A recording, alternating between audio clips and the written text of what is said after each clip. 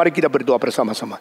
Bapa di dalam surga, kami berterima kasih untuk pimpinan-Mu dan berterima kasih untuk panggilan-Mu.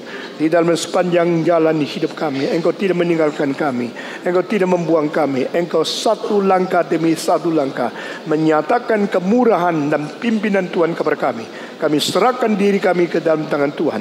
Berkati guru-guru, berkati koordinator, berkati kepala sekolah, berkati murid-murid yang akan datang kepada Tuhan. Engkau sendiri bekerja di tengah kami, Engkau tidak meninggalkan kami. Nyatakan kuasa dan kemuliaan di tengah kami. Berkati generasi muda yang Tuhan karuniakan kepada kami, anak-anak kami, supaya mereka dididik di dalam ajaran, di dalam wadah, di dalam sekolah, di dalam kebenaran, di dalam semua pengetahuan yang benar untuk menjadi orang Kristen yang baik. Dengar doa kami Tuhan, yang kami panjatkan dalam nama Yesus Kristus, penebus dan juru selamat kami yang hidup. Amin. Silakan duduk. Saudara-saudara, kita kembali membaca dari Keluaran pasal ke-20. Keluaran pasal ke-20. Dan kita membaca ayat ke-13 satu kali lagi. Saya membaca satu kali, semua menyusul. Dari 13 sampai 17 kita membaca. 1, 2, 3. Jangan membunuh, jangan berzina, jangan mencuri, jangan mengucapkan saksi dusta tentang sesamamu, jangan mengingini rumah sesamamu, jangan mengingini istrinya, atau hambanya laki-laki, atau hambanya perempuan, atau lembunya, atau keledainya, atau apapun yang dipunyai sesamamu. Kita meneruskan khotbah hari ini dengan hukum yang ke-6. Hukum ke-6 mengatakan jangan membunuh. Minggu lalu kita mulai berkhotbah tentang apa itu nilai manusia, apa itu harga sebagai manusia. Manusia dicipta menurut peta dan teladan Allah. Itu sebab barang siapa tidak menghargai manusia yang lain, dia bersama-sama dengan orang yang tidak menghargai Tuhan. Barang siapa melecehkan ciptaan Tuhan yang dicipta menurut peta dan teladan Allah, berarti dia melecehkan Tuhan yang telah mencipta mereka dengan peta yang begitu tinggi. Saudara-saudara, tidak ada agama yang memberikan status kehormatan manusia dengan penilaian setinggi Alkitab. Dan ini dinyatakan di dalam kitab suci, bahkan di dalam halaman pertama. Sebelum manusia diciptakan, nilai manusia sudah ditetapkan. Sebelum manusia diciptakan, sasaran hidup manusia sudah diberikan. Manusia hidup harus seperti Tuhan Allah, karena memang kita dicipta menurut peta teladan Allah. Di dalam hal ini peta dan teladan bukan hanya dua kalimat yang sinonim, tapi ini merupakan sesuatu alfa dan omega daripada pembentukan hidup manusia. Manusia mempunyai substansi, mempunyai zat seperti Allah sifatnya. Itulah alfanya. Manusia mempunyai tujuan, mempunyai sasaran, harus belajar menjadi seperti Allah. Itu omeganya. Saudara-saudara, dengan demikian karena potensi itu ada di dalam diri manusia, dicipta menurut peta Allah, maka tujuan adalah supaya kita achieve, kita mencapai hidup seperti Allah. Tidak ada agama, tidak ada filsafat, tidak ada kebudayaan apapun di seluruh dunia membikin atau memberikan kepada kita semacam pengertian tentang umat manusia begitu tinggi harganya. Itu sebab setiap orang membaca kitab suci biar menerima sesungguhnya apa yang diinginkan Tuhan melalui firman yang diwahyukan kepada kita yang harus kita capai. Saudara-saudara sekalian, di dalam perjanjian lama, the value of man is equal to man. Dasar daripada ekualitas ini karena all are created after the image and the likeness of God. Di dalam perjanjian baru, man is greater than the world. Apakah untungnya engkau memperoleh seluruh dunia, tapi kehilangan nyawamu? Saudara-saudara, ini dua yang dikatakan oleh Tuhan di dalam Kejadian dan dikatakan oleh Kristus di dalam Injil. adalah penilaian tentang harga manusia. Perjanjian lama dan perjanjian baru. Di dalam perjanjian lama, manusia nilainya sama dengan manusia. Engkau tidak bisa membunuh seseorang lalu bayar 200 juta selesai. Karena manusia nilainya bukan uang. Manusia nilainya bukan 200 juta. Manusia nilainya adalah sama dengan manusia. Di dalam Hammurabi Stone ada kalimat yang mempatahkan gigi diganti dengan gigi. Yang mempatahkan, yang mencungkilkan mata, dicungkil matanya. Itu adalah secara partial, secara bagian. Maka anggota tubuh dibayar dengan anggota tubuh. Yang mematahkan gigi, giginya dipatahkan. Ini namanya keadilan. Dan keadilan itu hanya dilihat daripada nilai yang setimpal daripada kedua pihak. Itu namanya keadilan. Tapi pada waktu Allah menyatakan kebenaran melalui Musa di dalam Kejadian pasal 9 ayat 6, barang siapa yang menumpahkan darah orang lain, biar darah dia sudah juga ditumpahkan. Saudara-saudara, dengan demikian kita melihat bukan partial tetapi keseluruhan. As a whole, manusia nilainya sama dengan manusia.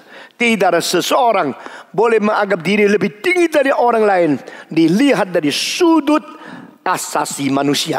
Hak manusia sama.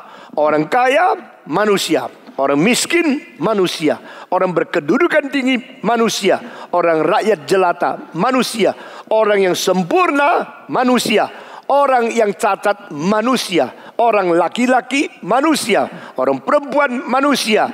Waktu Tuhan mengatakan mari kita menciptakan manusia menurut peta dan teladan kita, ayat selanjutnya mengatakan maka Allah menciptakan laki-laki dan perempuan menurut peta dan teladan dia.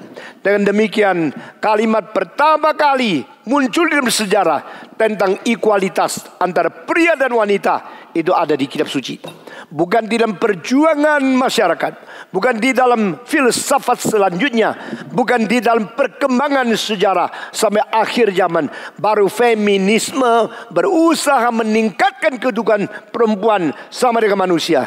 Karena di dalam halaman pertama sudah dicatat, inilah kitab, inilah firman Tuhan, inilah satu-satu kebenaran yang mutlak sempurna dari kekal sampai kekal. Tuhan menciptakan laki-laki menurut peta teladan dia. Tuhan menciptakan perempuan menurut peta teladan dia. Itu sebab kaya, miskin, laki, perempuan, Greka, Yunani, orang lapisan atas, lapisan bawah, orang cacat, orang sempurna, semua equal di dalam hak asasi manusia. Saudara-saudara, man is equal to man. Perjanjian lama, perjanjian baru. Man is greater than the whole world. Seluruh dunia kau miliki, tapi hilang nyawamu apa gunanya? Siapakah bisa mengembalikan nyawanya dengan apa yang dia terima? Itu tidak mungkin. Berarti manusia lebih besar dari seluruh alam semesta. Manusia lebih besar dari seluruh keuntungan dunia. Itu sebab Kristus mati untuk kita. Saya pernah berkhotbah dengan satu kalimat. Jikalau dunia hanya satu orang saja, jikalau seluruh dunia hanya satu manusia saja, Kristus tetap perlu datang ke dunia untuk mati bagi orang itu. Saudara-saudara, untuk menyelamatkan satu orang, menyelamatkan satu umat, menyelamatkan seluruh manusia di sejarah, perlu satu harga yang tinggi yang dibayar, yaitu Kristus. Baru engkau sadar berapa besar cinta Tuhan. Demi kamu, demi satu orang, Kristus harus mati di atas kayu salib. Karena apa? Nilai yang berada di diri manusia atau investasi Tuhan Allah untuk menciptakan manusia terlalu besar adanya. Itu harga begitu tinggi.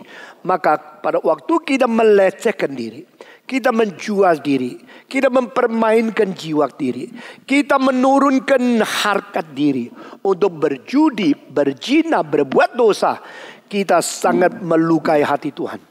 Karena Tuhan itu begitu mencintai kita. Dia mencipta kita menurut peta teladan dia. Mencipta kita lebih dari segala sesuatu. Maka dalam urutan ciptaan, manusia adalah terakhir. Karena apa? Segala sesuatu sudah disediakan. Baru munculnya manusia untuk menikmati. Maka manusia lebih tinggi dari segala sesuatu. Itu sebab dengan penghargaan, dengan dasar pengertian nilai yang begitu tinggi, kita tidak boleh sembarang menyentuh, merugikan, merusak, menghancurkan manusia yang lain. Di sini selain menghormati ibu bapamu, hukum ke-6 mengatakan jangan membunuh. Kita tidak diizinkan untuk merusak hidup orang lain. Saudara-saudari, 1 Yohanes dikatakan barang siapa yang membunuh tidak ada hidup kekal di dalam dirinya. Ini kalimat satu kali saja muncul. Jadi orang yang membunuh adalah orang yang tidak mempunyai hidup kekal. Bagaimana dengan pembunuhan diri? Sama. Engkau membunuh orang yang kau bunuh itu manusia. Engkau membunuh diri, dirimu itu manusia. Tidak, engkau berhak membunuh hidupmu sendiri. Sama seperti engkau tidak berhak membunuh orang lain. Karena yang membunuh tidak ada hidup yang kekal. Saudara-saudara, mengapa membunuh orang lain? Karena benci. Kenapa membunuh diri? Karena benci diri. Kenapa membunuh manusia? Karena merasa manusia tidak berarti. Waktu kita merasa manusia tidak berarti, maka kita tidak hiraukan. Dan kita tidak rasa sedih kalau ada manusia yang dibunuh.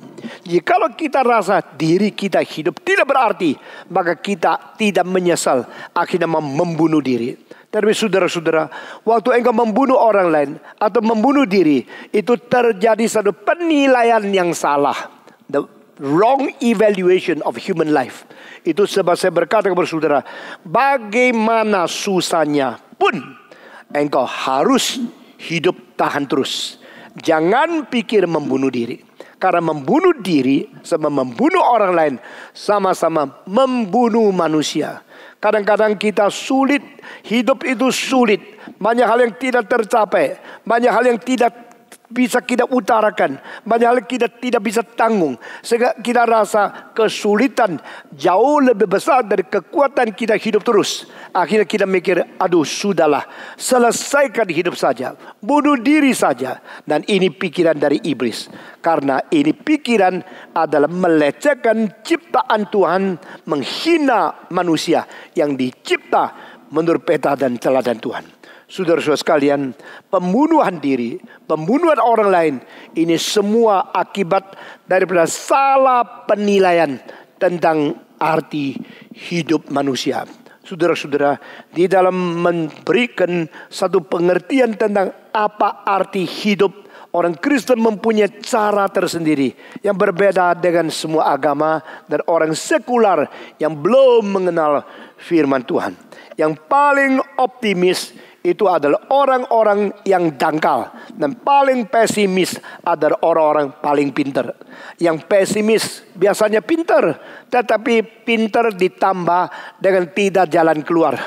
Optimis adalah orang yang dangkal, terlalu pikir segala sesuatu jalan keluar.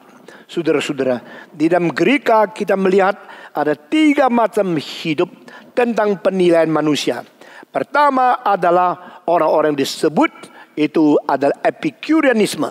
Yang kedua adalah orang disebut sebagai Stoicisme.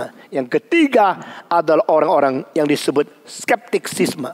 Stoicisme melakukan segala sesuatu demi satu konsep hidup harus bahagia.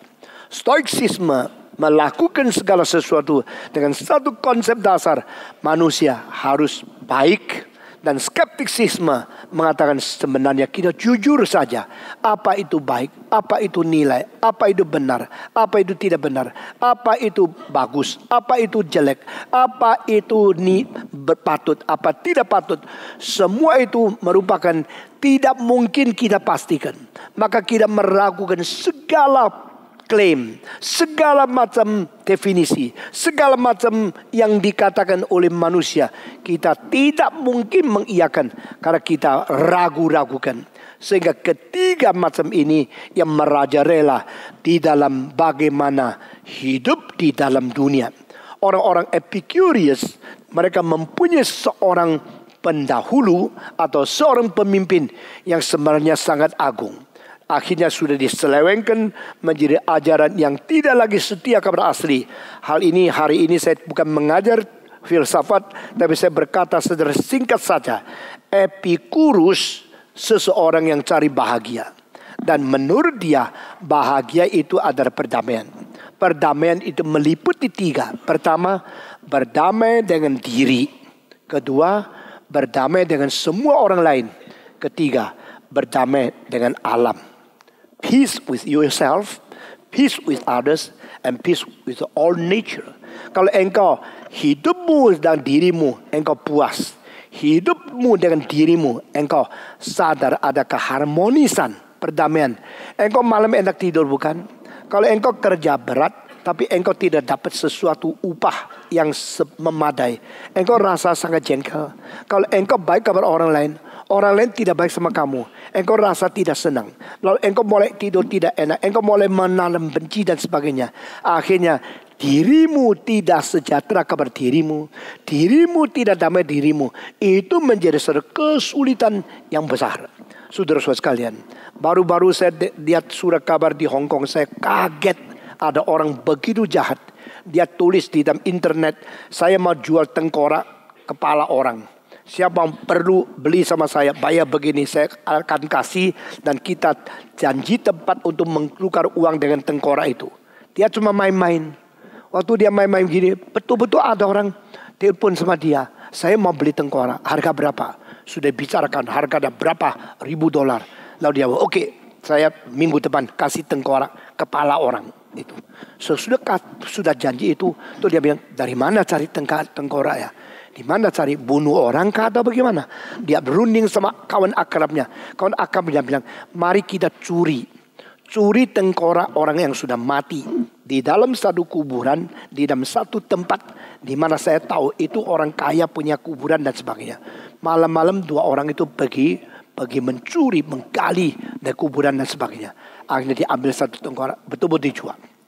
Sesudah dijual, dia kira sudah dapat uang, senang. Mulai hari itu, saben hari mimpi tengkorak itu kembali. Saben hari bilang, lu jual gue ya. Lu seperti setan mau tangkap dia. Saben hari mana tahan, saben hari loh. Itu berapa tak bisa tidur, terus tak bisa tidur. Itu namanya manusia. Kalau kucing tidak ada mimpi kayak begini ya. Meskipun saya belum pernah jadi kucing, tapi saya lihat kucing saben hari kok seperti tidak ada mimpinya. Begitu. Saudara-saudara, akhirnya dia terlalu sudah ketakutan luar biasa. Itu siapa? Itu orang sudah mati berapa lama. Sekarang saben hari datang kepada dia, mau meminta sesuatu, tidak pernah melepaskan dia. Dia bilang, wah tidak bisa. Akhirnya dia bilang sama orang itu, silakan saya bisa mati kalau begini. Uang itu jadi apa sih? Uang yang dia terima itu tidak ada artinya. Maka dia akhirnya pergi ke polisi. Polisi, saya ngaku dosa. Nah, polisi jarang ketemu orang bertobat tanpa KKR. Begitu ya. Dosa apa lu? Saya mencuri. Mencuri apa? Mencuri uang? Tidak. Mencuri apa? Tidak. Mencuri barang? Tidak. Mencuri emas? Tidak. Curi apa? Curi tengkorak. Curi tengkorak.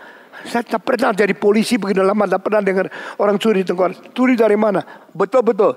Polisi kira dia skizofrenik atau dia orang gila yang kurang sadar. Engkau curi di mana? Ini, alamat kuburan ini dan sebagainya. Betul-betul dikirim. Kalau dia serius, kirim polisi pergi mencari. Betul-betul sudah ada lubang, sudah ada kehilangan. Dan keluarga yang mempunyai tengkorak juga tidak tahu bagaimana susahnya. Akhirnya saudara-saudara, setelah dia mengaku dosa lalu minta kembali lagi, baru mimpinya mulai hilang. Saudara-saudara, Tuhan mencipta manusia tidak main-main. Engkau mau cari bahagia? Bahagia itu apa? Epicurus mengatakan bahagia itu adalah damai. Damai dengan apa? Dengan dirimu. Damai dengan apa? Dengan sesama manusia. Damai dengan apa? Dengan alam semesta. Kalau waktu musim hujan, waktu musim kemarau, waktu musim salju, waktu musim semi, kapan engkau harus tanam? Kapan engkau harus tuai? Jangan melawan. Waktu harus tanam musimnya, engkau tidak mau tanam. Waktu harus tuai, engkau bertanam. Tidak mungkin dia menghasilkan apa-apa. Karena engkau tidak damai dengan alam semesta. Jadi manusia harus damai dengan diri, harus damai dengan manusia yang lain, harus damai dengan ciptaan Tuhan seluruh alam. Baru itu namanya bahagia. Akhirnya epikurianisme itu sudah diselewengkan oleh orang seterusnya, sesudahnya menjadi hedonisme. Dan hedonisme telah melampiaskan nafsu, cari pelacur, berzina, lalu mengerjakan hal-hal yang tidak beres untuk menyenangkan emosi dan menyenangkan kemauan yang liar. Itu disebut sebagai bahagia. Sekarang banyak pemuda-pemudi rasa bahagia kalau tidak diikat oleh orang tua, kalau tidak dibatas oleh guru, kalau mereka boleh bebas menonton blue film, menonton bioskop-bioskop atau DVD telanjang, dan mereka bahagia kalau boleh bebas melacur. Itu namanya bahagia. Ini semua penyelewengan daripada aslinya. Karena aslinya orang namanya Epikurus, memang kurus dia. Dia makannya cuma air sama roti. Dia tidak mau hidup mewah-mewah. Dia bilang untuk menjadi bahagia harus tidak banyak ikatan. Dan ikatan salah satu yang menjadikan kita dibelenggu adalah nafsu yang tidak habis-habis. Di dalam poin ini sedikit mirip dengan Buddhisme. Karena yang menjadikan penderitaan tak habis-habis adalah kemauan yang tidak pernah berhenti. Ini Buddhisme. Maka di nirwana, maka semua kemauannya sudah lenyap, semua nafsu sudah tidak ada lagi. Di situ mulai ada ketenangan yang abadi. Nah, saudara-saudara sekalian, Epikurus setelah dia mengajar ini, banyak orang datang kepada dia. Dan mereka yang terlalu sakit, terlalu susah, terlalu khawatir, mendapat hiburan dari dia melalui lepaskan diri dari nafsu-nafsu yang tidak perlu, dari kemauan-kemauan yang berkelebih-lebihan. Engkau akan menjadi tenang dan damai dengan sendiri. Mereka banyak yang mendapatkan satu solusi hidup sementara yang baik. Saya katakan ini karena dari sudut Kristen. Maka mereka menganggap mereka sudah diselamatkan oleh Epikurus. Mereka memberikan nama Sotir kepada Epikurus. Nama Sotir sama dengan soteriologi di dalam teologi sistematik orang Kristen, yaitu keselamatan. Sotir berarti juru selamat. Mereka menjulukan dia juru selamat. Dan bagi saya ini adalah counseling center pertama di dalam sejarah. Counseling, saudara-saudara, cari counselor kemana? Kepada orang Kristen. Orang Kristen counsel engkau dengan apa? Dengan filsafat, dengan psikologi dunia.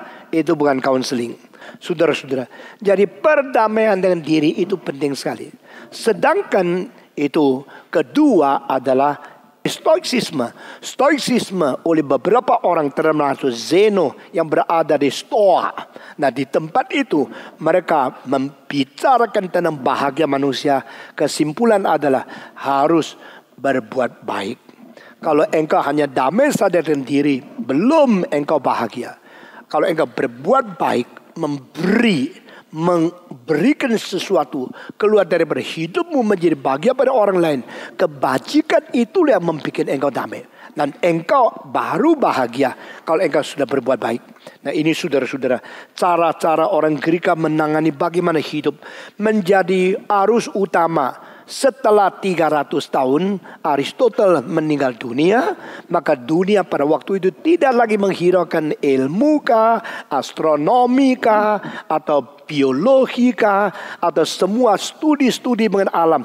Tapi kembali arahnya kepada diri sendiri, seperti pada waktu Sokrates. Saudara-saudara, Sokrates menghentikan filsafat-filsafat yang banyak membicara tentang alam semesta di dalam natur, menuju kepada dirimu sendiri dengan kalimat, apa gunanya engkau mengetahui segala sesuatu tapi tidak mengenal dirimu? Maka filsafat menjadi satu arah yang balik menyelidiki diri. Tapi sampai Plato menjadi satu kosmologi, menjadi satu pengertian metafisika yang besar. Sampai pada Aristoteles menjadi satu pikiran filsafat epistemologi dan mengenai akan segala ilmu pengetahuan natural sciences dan logika yang besar. Sampai pada 300 tahun kemudian Aristoteles sudah mati. Zaman Yesus Kristus dan Paulus, orang Greek tidak lagi pentingkan kosmologi atau itu astronomi atau biologi atau lain. Penting adalah what is the meaning of life? What is the meaning of life? Kalau manusia tidak menemukan meaning of life, akhirnya bisa bunuh diri. Kalau manusia merasa orang lain terlalu tidak berarti hidupnya, bisa membunuh orang lain. Dan saya sekarang akan membicarakan tentang 4 alternatif. Ya. Pertama, antara diri dan orang lain. Kalau engkau merasa I am okay, you are okay, kita hidup sama-sama di dunia. Ya silakan. You suka bayam, saya suka buncis. Ya sudah. You are okay, I am okay. Ini adalah cara hidup pertama antara manusia dan manusia. Semua 1, 2, 3. You are okay, I am okay. Lalu jawab, are you okay? Okay. What about you? Okay. Jadi I am okay, you are okay. Seluruh dunia O sama K. Ya. Everyone okay, okay, okay. You mau berjudi? Okay. Ya, dia mau bunuh diri? Okay. Everyone okay. You are okay, I am okay. Ini sih hidup pertama. Kedua macam adalah I am okay, you are no okay. Ya. Saya beres, lu yang dah beres. Selalu cari, dah beres, dah beres. Kalau gua okay. Ya. I am okay, you all no okay. Ya. Ini sikap kedua. I am okay, you all no okay. Ini kedua ya. Banyak orang kayak gini ya, termasuk kamu kan. Ya. Jadi kamu lihat ini tak benar, itu tak benar, gereja ini tak benar, semua tak benar. Seluruh dunia tak benar, cuma kamu yang benar. Ini kedua macam. Ketiga macam, you are okay, I am no okay.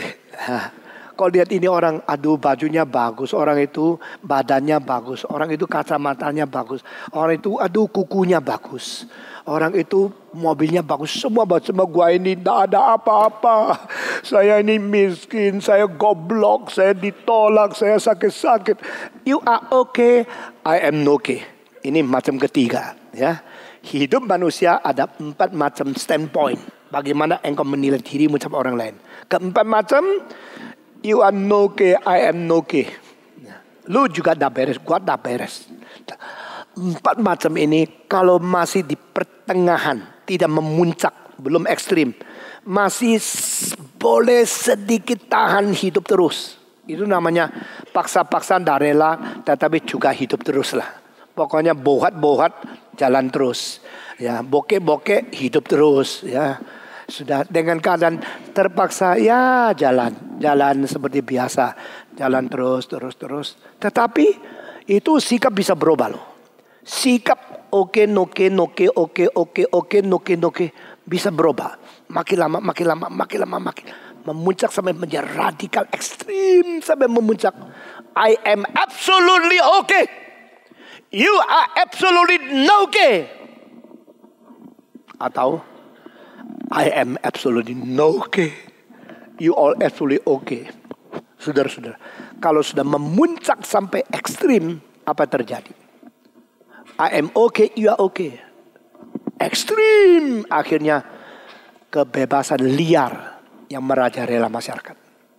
Everybody okay, berzina okay, homoseks okay, lesbian okay, semua okay.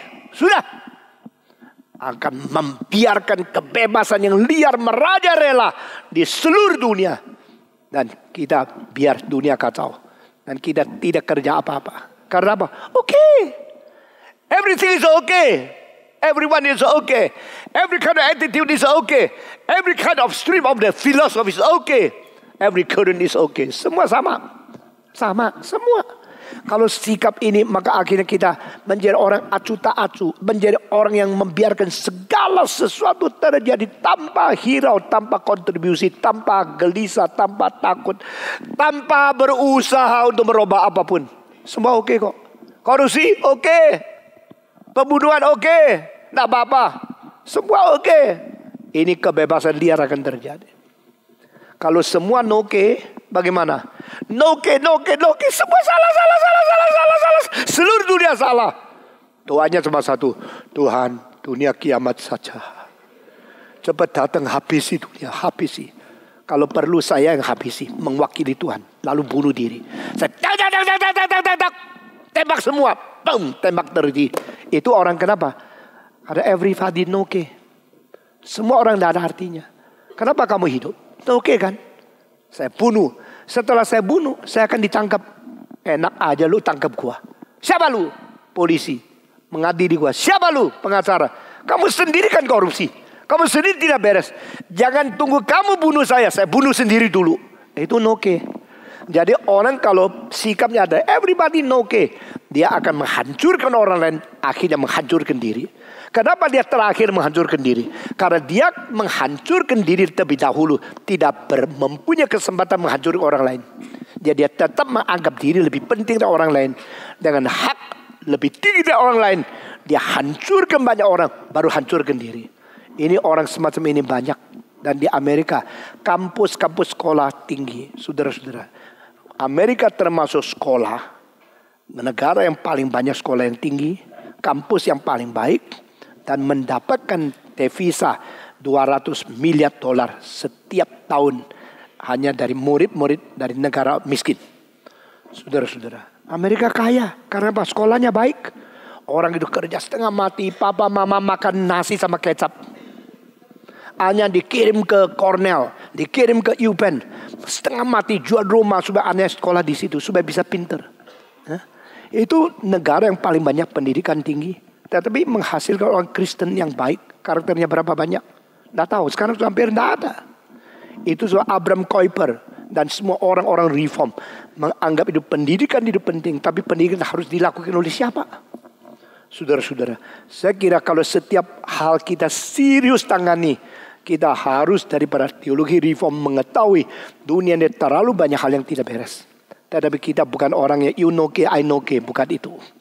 Saudara-saudara sekalian, ada seorang pemuda merasa dunia tidak beres, dia akan tembak banyak orang, lalu tembak diri. Tapi sebelum tembak banyak orang, dia merasa diri harus berhak menyelesaikan sesuatu dan orang lain tidak boleh menyelesaikan dia. Maka you know ke, I know ke, mati sama-sama saja. Nah ini adalah kedua. Ketiga adalah I am okay, you are no okay. Nah itu sudah memuncak. Aku beres, lu yang udah beres. Saya melanggar hukum ke-6, membunuh. Kenapa membunuh? Tuhan bilang jangan membunuh orang lain. Karena orang itu merasa diri beres, orang lain tidak beres. Yang dibunuh diselesaikan hidupnya, dihentikan haknya menjadi manusia. Dan yang membunuh menjadi berperan Tuhan Allah. You play God. You think you are the supreme power. You think you deserve to end others' life. Engkau berhak menghentikan hidup orang lain. Karena engkau seperti Allah. Engkau membunuh orang lain. Ini adalah motivasi untuk membunuh. Kenapa membunuh? Karena benci. Kenapa benci? Karena eksistensimu terancam. Saudara-saudara, saya baik-baik di sini. Setelah you datang, saya diancam. Saya hidup baik-baik di sini. Setelah you ada, saya kacau. Saya sudah mencintai seorang wanita. Karena you masuk kampus, wanita itu tidak mau saya, mau kamu. Ya saya lebih baik bunuh kamu saja. Karena aku benci. Kenapa benci? Eksistensimu menjadi nerakaku. Kalimat ini daripada Jean-Paul Sartre, dari seorang filosof Prancis yang beraliran eksistensialisme. Others' existence is your hell. Keberadaan orang lain di situ menjadi nerakaku. Karena engkau ada di situ, aku berada di neraka. Keadaanmu mengancam aku. Aku tidak bisa melihat engkau ada. Saya harus menghabisin kamu. Saudara-saudara, mengapa membunuh? Membunuh karena benci. Maka Alkitab mengatakan benci orang sama dengan membunuh orang. Itu ekstensi satu perkembangan daripada pengertian hukum yang ke-6 ini. Saudara-saudara, mengapa bunuh? Saudara-saudara, di gereja ada seorang majelis dibunuh oleh menantu sendiri. Karena apa? Karena menantu menganggap dia seharusnya mendapat lebih banyak uang daripada seorang mertua yang dianggap kasih kurang. Padahal yang dikasih itu sudah banyak sekali. Sekarang Itu menantunya yang membunuh dia sudah di Nusa Kambangan, dan yang majelis yang baik sudah meninggal dunia. Hal ini bisa terjadi karena apa? Karena dia tidak mengerti apa arti daripada hukum yang keenam ini. Jangan membunuh. Saudara-saudara, pembunuhan bisa terjadi hanya satu pikiran diri berbeda sedikit. I am right. I am okay. You are no okay. I hate you. Your existence is my hell. I have the supreme power to end your life. Berperan seperti Tuhan Allah. Saudara-saudara, kenapa membunuh diri? Orang membunuh diri hanya karena you are all okay. I am no okay. Better I end my life. Semua beres, saya tidak beres. Saya hidup tidak berarti. Saya tidak ada jalan keluar. Saya tidak ada way out. Saya tidak ada solusi. Saya tidak ada nilai. Saya tidak ada harapan. Akhirnya terlalu ekstrim menjadi I am no okay. Itu akibatnya adalah membunuh diri. Saudara-saudara sekalian, jangan membunuh. Ini adalah perintah yang keenam. Ini adalah hukum yang kedua setelah menyusul hormatilah ibu bapamu. Karena engkau dicipta menurut peta dan teladan Allah. Dan engkau harus bagaimana? Saudara-saudara, mengapakah pembunuhan itu terjadi? Karena dikira tidak ada jalan lain yang bisa membereskan. Satu-satu caranya yaitu orang itu dari dunia baru beres. Di dalam bahasa Tionghoa, pukong tai tian. Aku tidak bisa sama-sama di bawah satu payung. Apa itu payung? Langit. Di dalam langit, di bawah payung langit ini, kalau ada aku, tidak boleh ada kamu. Kalau ada kamu, tidak boleh ada aku. Di dalam sejarah politik, seorang raja kaisar Tionghoa yang namanya adalah seorang Yonglok. Dia mencari keponakannya yang dia akan bunuh supaya tidak membalas dendam kalau dia sudah merebut kekuasaan daripada dia. Dinasti Ming pada tahun 1307. Saudara-saudara. Dan dia akan membalas dendam. Dan akhirnya dia kirim Chen Ho 7 kali merantau dengan kapal yang panjangnya 60 meter lebih. Kapal armada terbesar di dalam sejarah. Untuk sampai di India, sampai di Arabia, sampai di Afrika. Mencari kalau itu keponakan yang pernah menjadi kaisar. Sudah merantau kemana. Mencari dia, bawa pulang di depan dia pegang kepala. Baru dia mau rela untuk melepaskan dendamnya. Saudara-saudara, satu lagi ada Trotsky sama Joseph Stalin. Tahun 1924 Lenin meninggal dunia. Setelah meninggal dunia, maka di Rusia ada 2 pemimpin yang besar. Satu adalah Joseph Stalin, satu adalah Trotsky. Pendapat dan politik filsafat mereka berbeda. Sama-sama komunisme dan Stalin ingin menjadi diktator. Akhirnya Stalin merebut semua kekuasaan, membuat satu teror yang luar biasa. Trotsky akhirnya meninggalkan Rusia. Sudah meninggalkan Rusia, seorang komunis yang tidak ada di negara sendiri. Dia akhirnya merantau sampai menyembunyikan jejak kakinya tidak diketahui oleh Stalin. Di seluruh dunia orang tidak tahu di mana. Tetapi dengan KGB yang didirikan oleh Stalin, Stalin begitu cerdas cari sampai menemukan dia di mana. Dan harus setelah ketemu tembak di tempat dan buktikan dia yang mati kepada saya. Saudara-saudara, mereka bertahun-tahun seperti anak kecil mencari di mana tersembunyinya. Sampai beberapa tahun kemudian baru ditemukan di satu tengah jalan. Saudara-saudara, Trotsky itu sudah pakai cara yang sangat-sangat sederhana. Kumis dibuangnya, semua pakaian lain seperti orang biasa. Tetapi tetap ketahuan kalau dia di Trotsky. Dan Stalin memakai mata-mata untuk menyelidiki, untuk menelusuri, untuk mencari. Sampai akhirnya tembak dia di tengah jalan di kota Latin Amerika. Baru Stalin lega. Saudara-saudara, mengapa manusia harus begitu? Mengapa sama-sama menjadi manusia? Engkau benci orang sampai tidak izinkan dia bersama-sama berada di kolong langit. Mengapa? Karena engkau memperankan diri sebagai Allah.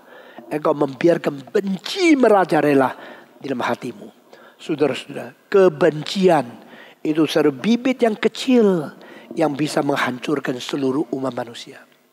Kebencian itu satu emosi yang tidak terkendali, yang akibatnya akan merusak sistem perdamaian daripada seluruh dunia.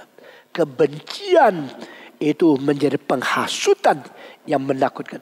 Kebencian adalah investasi daripada iblis untuk menjadikan dirimu akhirnya dirobohkan seluruh nilai hidup karena engkau menuju kepada membunuh orang lain.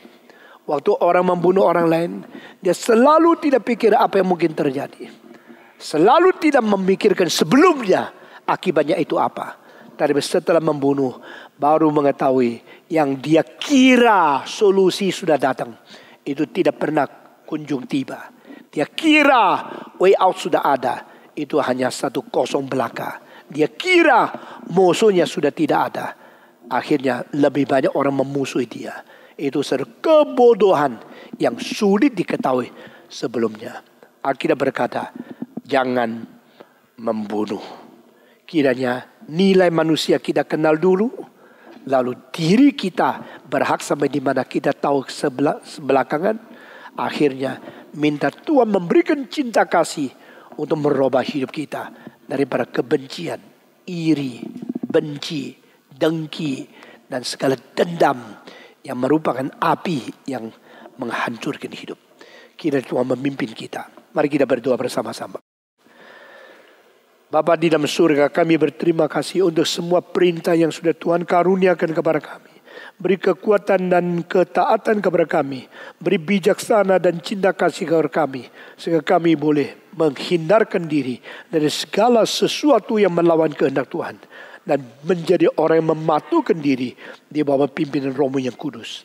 Dengar kami Tuhan. Dalam nama Yesus Kristus, penebus dan juru selamat kami yang hidup. Amin.